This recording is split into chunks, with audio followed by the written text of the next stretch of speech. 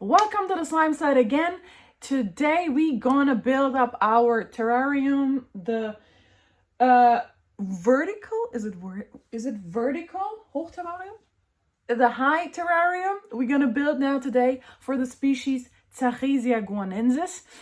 Excuse the chaos here, but it's again getting a little bit, our space gets again a little bit too little because we're expanding so fast. So that's why it's total chaos here. And we're gonna move the couches out and then we put more terrariums inside here. So now I'm gonna set up the perfect enclosure for the species Zachrisya guanensis, which is no giant African land snail. This species comes from Cuba, but it's very nice and it's a very good beginner snail also.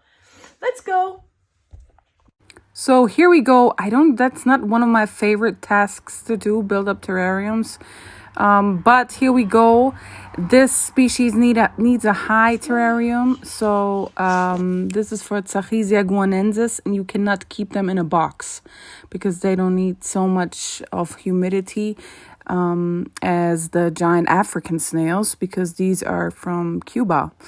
So this is how it looks like. I tried to figure out how to put everything. And yeah, it's, but like I said, it's not one of my favorite things to do.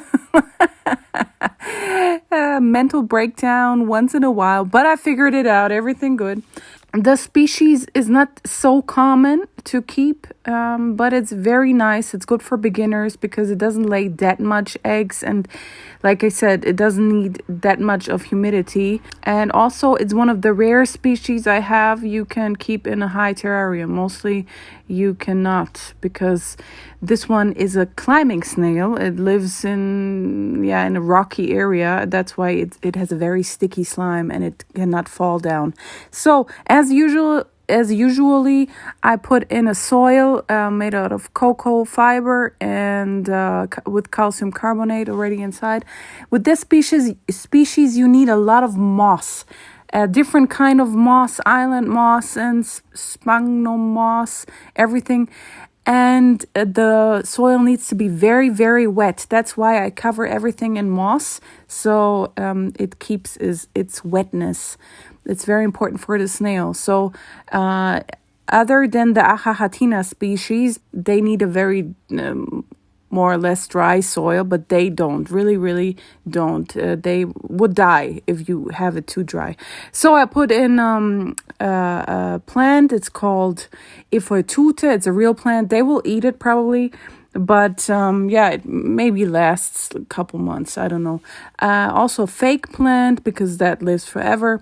Some sticks, big sticks, because like I said, they love to climb. And Bromelia is a very good plant for snails. This is coral tree leaves. They love that. It's like a snack for them, but only for this species. Of course, the collarbone, that's usual thing to give every snail. This is some grass seeds that it will grow. This is my special pride mix. Yes, I made a pride mix. And water, of course. I think maybe this is a little bit too small for the amount of snails. Maybe I will change later, but for now it's good to go.